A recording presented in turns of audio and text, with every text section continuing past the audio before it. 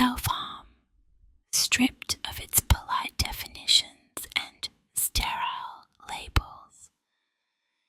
It is not some teenage phase.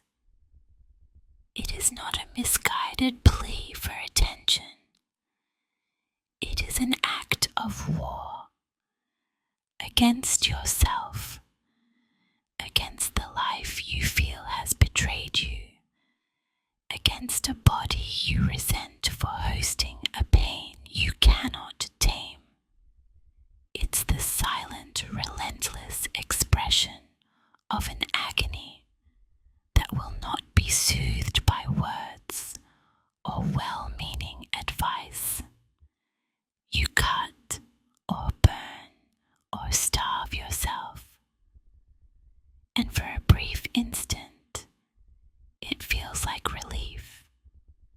The physical sting drowns out the chaos within.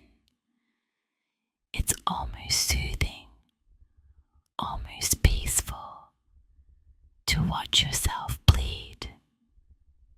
But this moment of reprieve is the cruelest part of the bargain. It lulls you into believing that you have found a cure. You haven't found a cure. You found a cycle that tightens its grip every time you indulge it. You call it control. You call it a coping mechanism. You call it anything but the truth.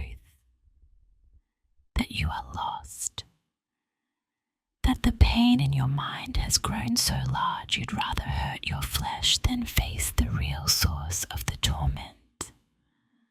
What is that source? You might not even know. A betrayal, a trauma, a sense of guilt or worthlessness that runs deeper than language. It doesn't matter where it started.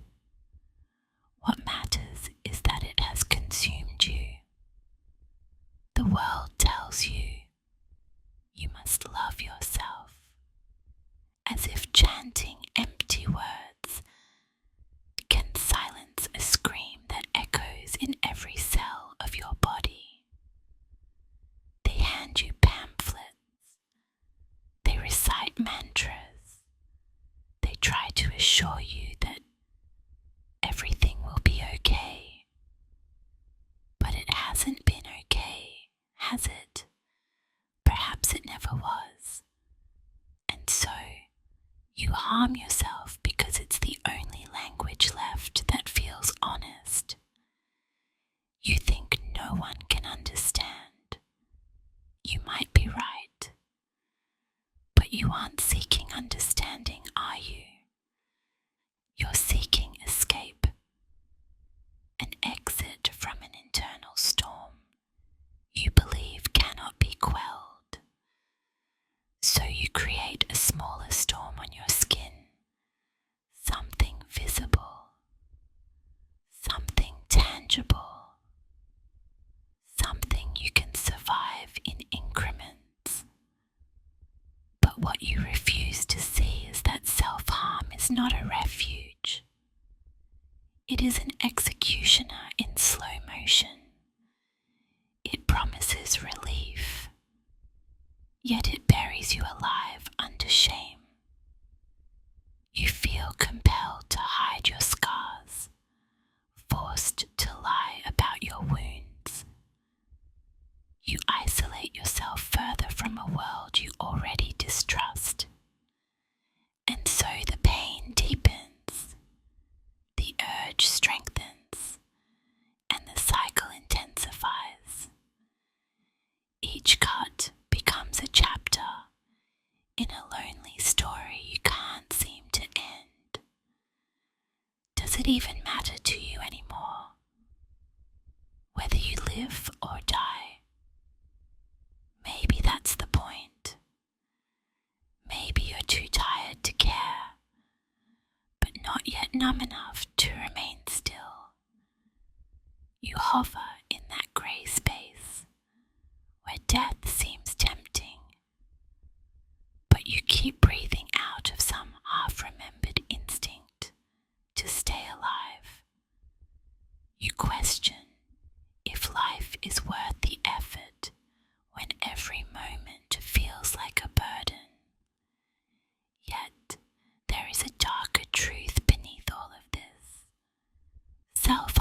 is also an addiction to identity.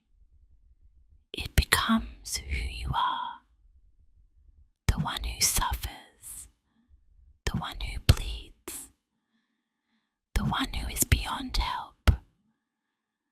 A part of you clings to that identity because it validates your pain. And if someone tried to take it away from you, part of you would resist. Because if you are not the one who hurts yourself, who are you then? But let's not dress this up in hopeful platitudes. There is no guaranteed happy ending, no promise that if you stop hurting yourself, life will magically reward you with peace.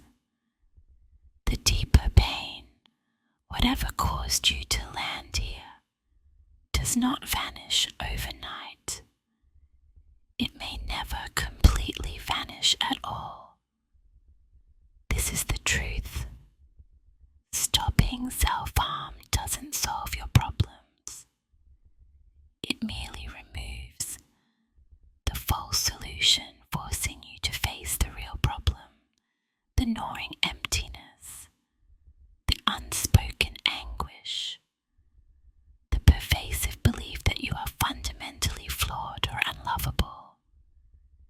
If you want to move beyond self-harm, you must be willing to descend into that darkness without the crutch of physical pain to distract you. You must open the doors to the rooms in your mind that you've nailed shut. No one can force you to do that. Therapists, friends, family, they might guide you, but ultimately, it is you who must decide whether you will stare your demons in the face. Most people won't. It's easier to slice skin than to examine a festering soul. It's easier to fear the physical scar than to unearth the root of your suffering.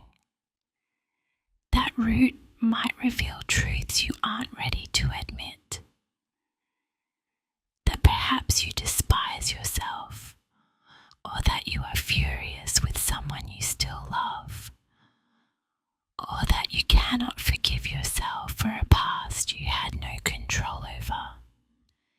And so the question you must grapple with is this: are you willing to embrace a path that offers no immediate comfort, no quick fix, yet is the only real chance you have at reclaiming your life?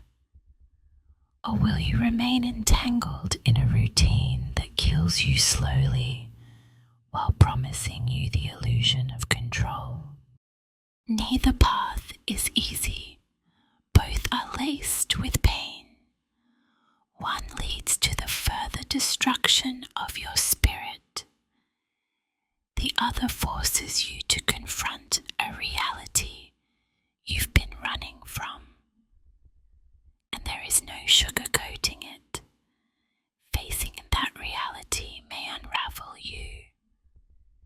You may lose the identity you've clung to, the warped solace of self-inflicted wounds, and the grim comfort of believing you're beyond hope. But perhaps in that unraveling, you will find the possibility of something else. A self not defined by scars, a life not ruled by guilt, a mind not shackled to a repeating cycle of harm and regret. No one can guarantee that you'll find happiness on the other side, but at least you stand a chance of finding truth. Self-harm isn't the real enemy. It's just the outward symptom of an inward devastation. as long as you cling to it, you guarantee that you'll never reach the core of what truly ails you. And that is the bitter, inescapable truth. Self-harm is not about relief. It's about surrendering to a lie that tells you this is all you can do and this is all you deserve.